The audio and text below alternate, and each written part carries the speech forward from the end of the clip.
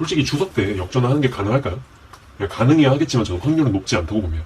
그런데 그래도 여러분들이 간절한 입장에서 추석 때 역전의 가능성을 조금이라도 어쩌면 좀 많이라도 높여보려면 꼭 해야 될 두 가지를 제가 말씀드리겠습니다. 이거 두 개를 어떻게 선정했냐면 첫 번째는 이 추석 이후엔 절대 수능 전에는 다시 할 기회가 없는 거, 그리고 두 번째로는 추석 연휴 동안 충분히 정리하고도 남는 거. 이 두 개의 조건을 모두 충족해야지만 제가 이 영상에 다뤘습니다.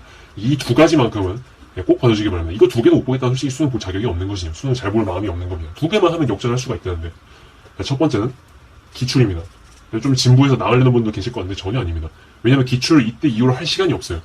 왜 이때 이후로 기출을 할 시간이 없냐면 지금부터는 추석 이후로는 이제 실인지 같은 경우에 10주 파이널 들어가죠. 10주 파이널 진작에 들어가긴 했을 텐데 본격적으로 10주 파이널 들어가게 됩니다.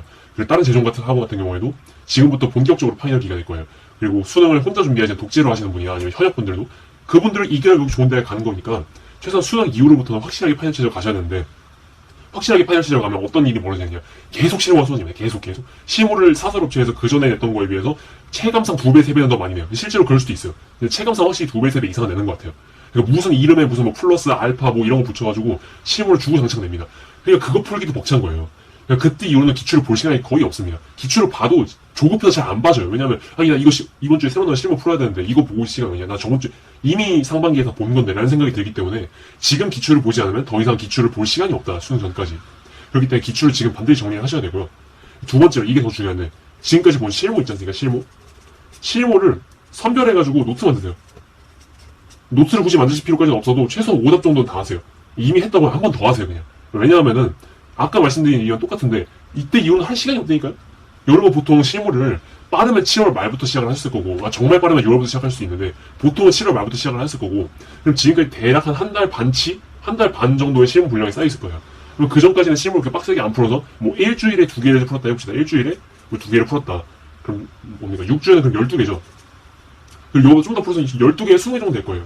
12개에 20개 정도 실무 5답 분량. 이 중에서 단순 실수는 제외하고 단순 실수는 정시간이 안 되면 제외하고서라도 정말 몰라서 틀린 거. 혹은 아니면 실수긴 한데 이거 조금 내가 실수가 아니거든. 단순 그냥 실수가 아니고 내가 속으로 알잖아요. 사실은. 그냥 실수라고 핑계는데도 그게 진짜 실수인지 아닌지 본인은 안단 말이에요. 예를 들어서 그냥 2 더하기 3은 6이라고 하는 이런 미친 실수도 있겠지만은 예를 들어서 풀이가 훨씬 간단해. 근데 내가 그걸 생각을 못했어. 그래서 막 계산을 졸라게 하는 형식으로 문제를 풀어서 틀렸어. 그럼 그 실수가 아니잖아요. 그런 것도 포함해가지고 내가 결정적으로 틀렸던 걸 한번 싹 짚어보세요. 그래야지 수능 때 그 전에 그거 할 시간 없어요. 그거 수능 전까지 이제 요거 더 이상 톱하볼 시간이 없습니다. 그리고 마지막 꿀팁을 하나 드리자면 실무 풀 때 시간을 어떻게 해야 되느냐. 실무 풀 때 앞으로 많이 푸실 건데 절대로 디지털로 되지 마세요.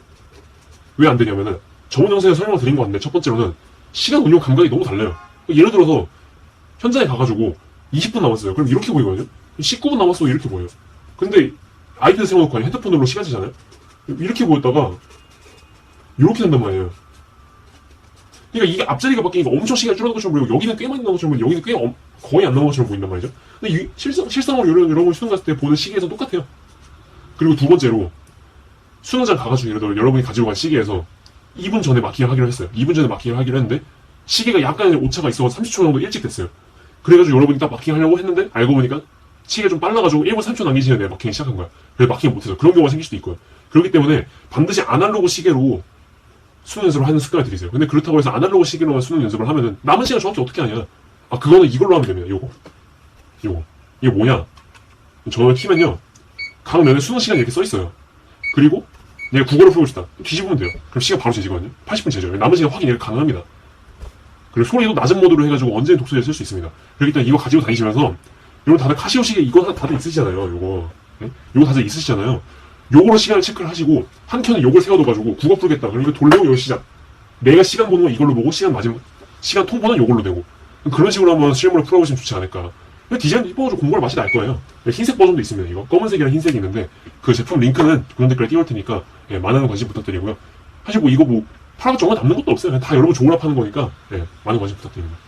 이번 영상 여기서 마치도록 하겠습니다. 감사합니다.